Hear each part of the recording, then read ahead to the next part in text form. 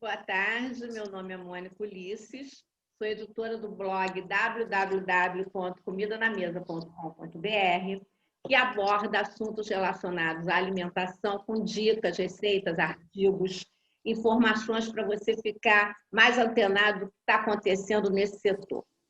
Hoje eu vou conversar com a doutora Marcela Garcês, médica nutróloga, mestre em Ciências da Saúde pela Escola de Medicina da PUC Paraná e diretora da Associação Brasileira de Nutrologia e docente do curso nacional de Nutrologia da Abram. Nutrologia é a especialidade médica que estuda, pesquisa e avalia os benefícios causados pela ingestão de nutrientes. Entenda-se como nutrientes, os componentes dos alimentos. Boa tarde, doutora. Muito obrigada por ter aceito o nosso convite. Boa tarde, Mônica. Eu que agradeço o convite. Um prazer. Oi. Oi, um prazer estar aqui, Mônica. Muito obrigada pelo convite. Vai ser um prazer participar. Muito obrigada. Vamos abordar um tema delicioso, mas preocupante em relação à saúde, que é o que a gente está consumindo que é mais saudável para a saúde. Manteiga, margarina, geleia ou requeijão. E aí, doutora? Enfim, Mônica, nós trazemos esse tema hoje justamente para as pessoas fazerem melhores escolhas no momento em que estão fazendo uma refeição tipo lanche, seja no café da manhã, seja na hora do jantar. Então, aí você chega numa mesa e pensa, o que é mais saudável? É a manteiga, é a margarina, o requeijão ou uma geleia de frutas? Então, vamos lá.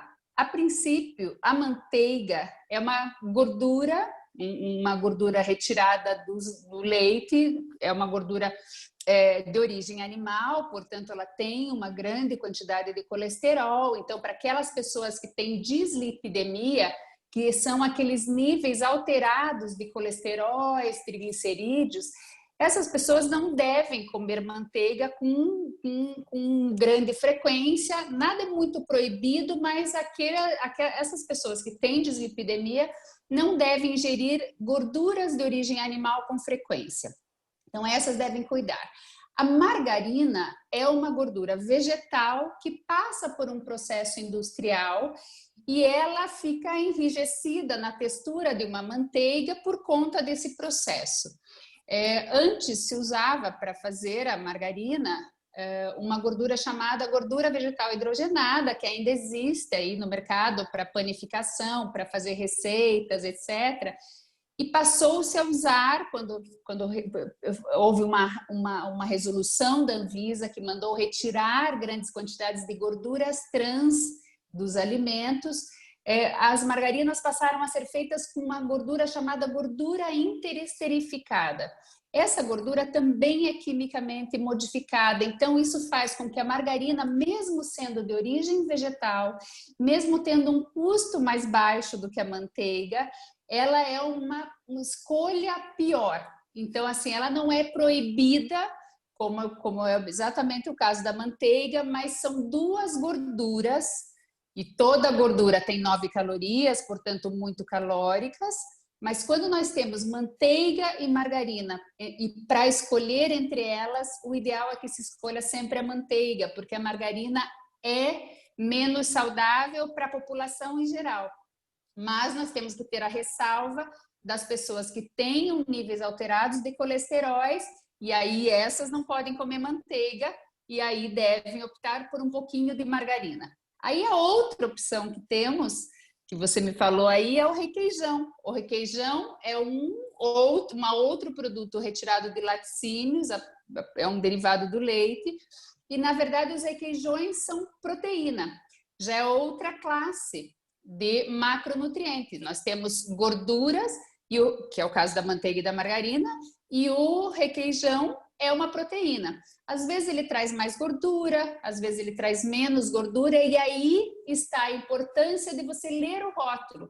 Existem versões light, existem versões com redução no sódio, com redução nas gorduras. Então, de acordo com a necessidade e da condição pessoal, e até da preferência pessoal, o ideal é que você olhe no rótulo, veja a lista de ingredientes e veja se ali naquele potinho de requeijão só tem requeijão, se não tem muitos aromatizantes, muitos conservantes, muitos produtos que a princípio você nem imaginaria que estariam ali, que é o grande problema dos alimentos que a gente chama de ultraprocessados, que são aqueles que impactam negativamente a saúde da gente, particularmente nos dias atuais, em que a gente tem que priorizar as boas escolhas alimentares. Então, o requeijão, por ser uma proteína, é a melhor escolha. Quando nós temos as 3 opções, sempre uma escolha proteica é a melhor escolha para aquelas pessoas que estão querendo diminuir o peso, ter uma dieta com maior aporte proteico. Então, o requeijão é um queijo, é uma proteína.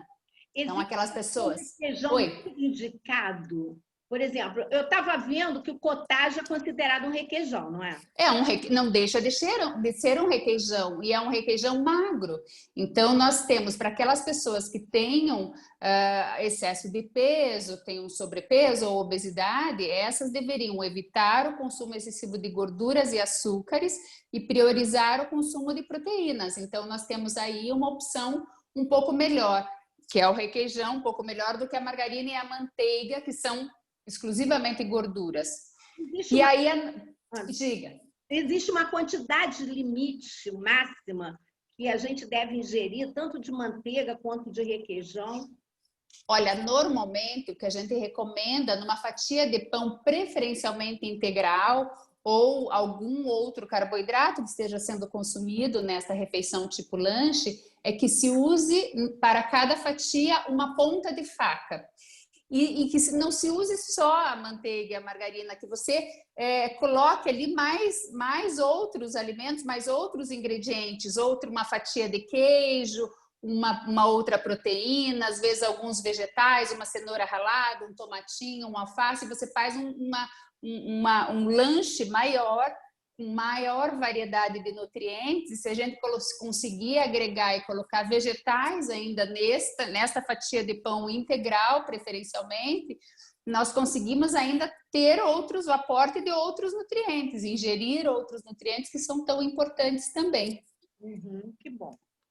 Então, mais ou menos uma ponta de faca é o suficiente para passar numa fatia. E a outra opção que você me perguntou, eu digo, a outra opção são as geleias de frutas. As geleias de frutas, nós temos 2 variedades de geleia, as 3 até, variedades de geleias de frutas, que temos aquelas regulares, que são feitas com açúcar, temos as geleias que não têm açúcar adicionado, que só tem frutas, e são adoçadas com frutas. Então, quando você lê no rótulo e na lista de ingredientes, você verá que tem a fruta, digamos, morango, e ela é adoçada, essa geleia, ou com suco de uvas ou com suco de maçãs.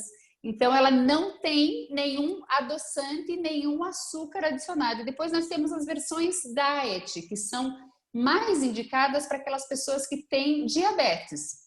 Que não tem açúcar, mas são adoçadas com adoçante.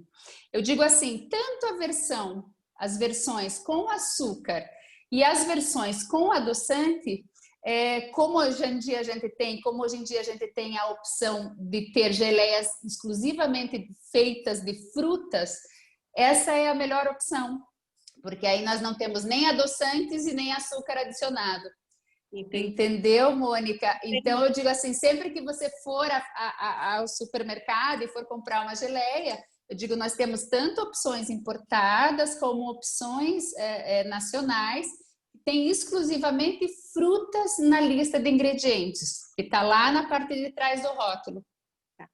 E uma curiosidade, qual é o seu café da manhã, uma especialista em nutrologia? Em nutrologia. Olha, então, o café da manhã, eu digo isso também é muito pessoal, sabe, Mônica?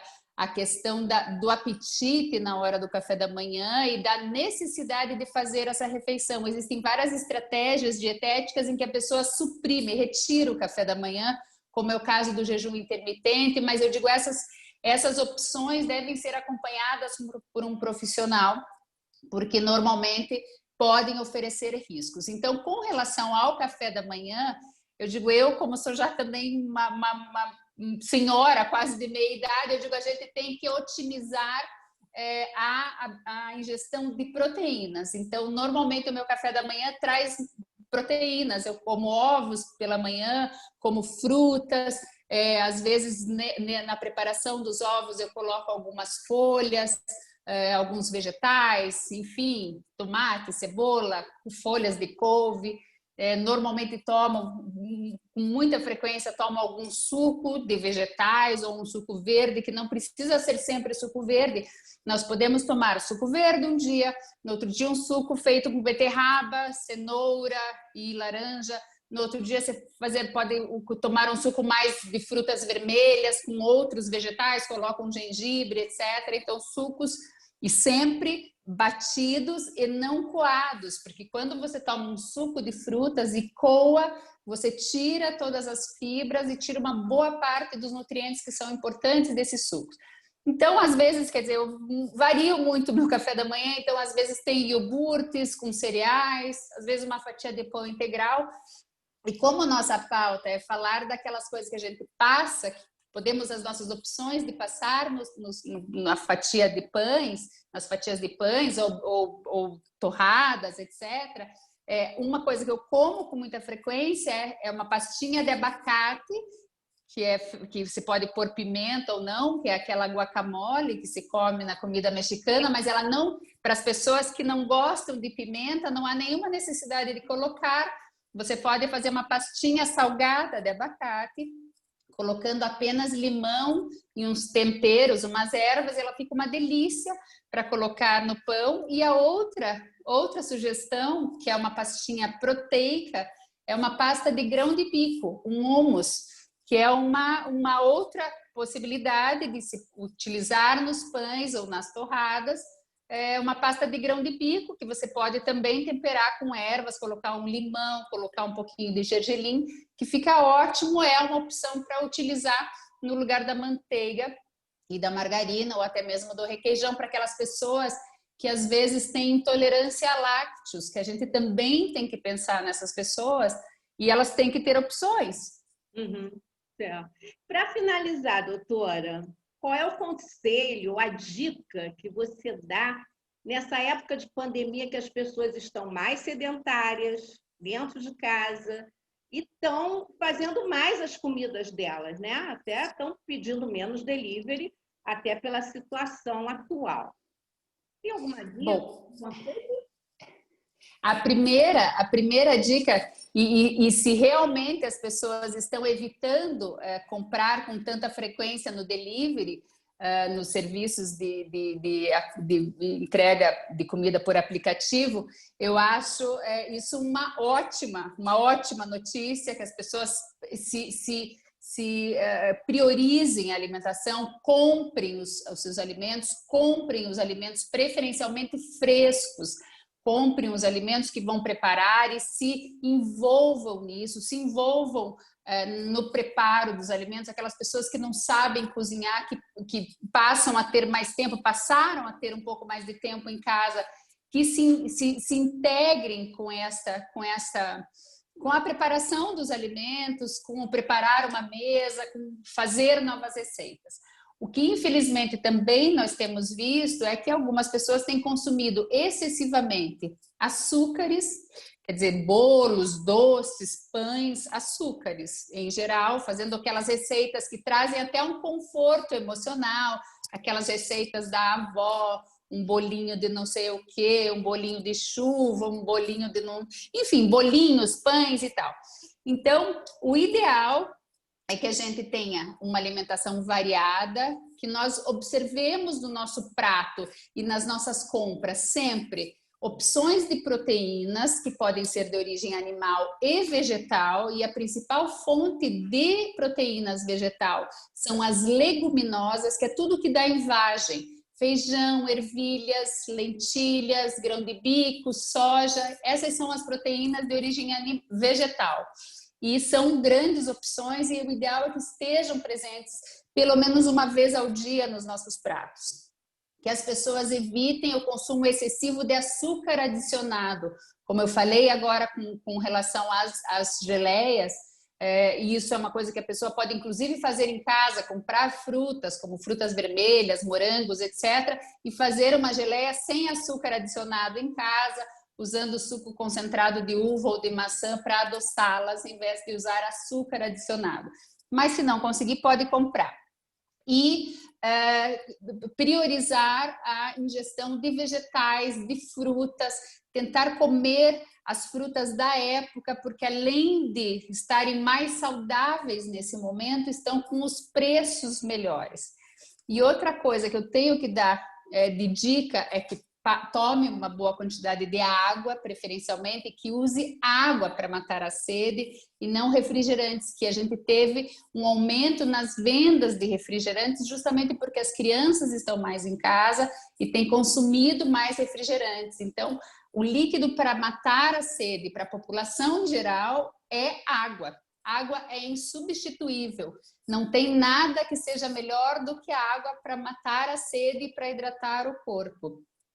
E a outra orientação que dou, que as pessoas que têm o hábito de consumir bebidas alcoólicas, por estarem mais tempo em casa, se notaram que estão consumindo uma quantidade maior de bebida alcoólica, que procurem ou voltar à quantidade que tomavam antes da pandemia, ou pelo menos reduzir a quantidades eventuais ou no final de semana, e que não consumam álcool, bebidas alcoólicas excessivamente, que também foi outro consumo que se observou um aumento nesse período de pandemia. Ai, muito obrigada, doutora, pela sua entrevista. Eu acho que foi super esclarecedora e os leitores do Comida na Mesa vão adorar. Muito obrigada, Mônica. Estou super à disposição. Eu que te agradeço o convite. É sempre um prazer poder dividir algumas dicas com as pessoas, particularmente nesse momento difícil que atravessamos. Ele vai passar, mas ainda temos um tempo para nos cuidarmos e cuidarmos da alimentação. Eu digo, quando a gente fala em questões de preservação de saúde e melhora da imunidade, a alimentação é o item número 1. E é aquilo que as pessoas realmente devem priorizar, porque isso, independente das questões, inclusive financeiras, você consegue se organizar para preparar alimentos saudáveis e ter uma dieta mais ou menos equilibrada, sem grandes exageros daquilo que realmente faz mal. Aquilo que não faz muito bem, como eu disse, o álcool em excesso, açúcar em excesso, sal em excesso, frituras em excesso, isso deve ser ingerido eventualmente. Não é proibido, mas não deve ser o consumo mais frequente, seja açúcares, frituras de imersão, sal, álcool. Tá bom, doutora. Muito obrigada. Tá bom, Mônica. Obrigada. Boa tarde para você. Muito obrigada pelo convite. Um prazer estar aqui. Obrigada.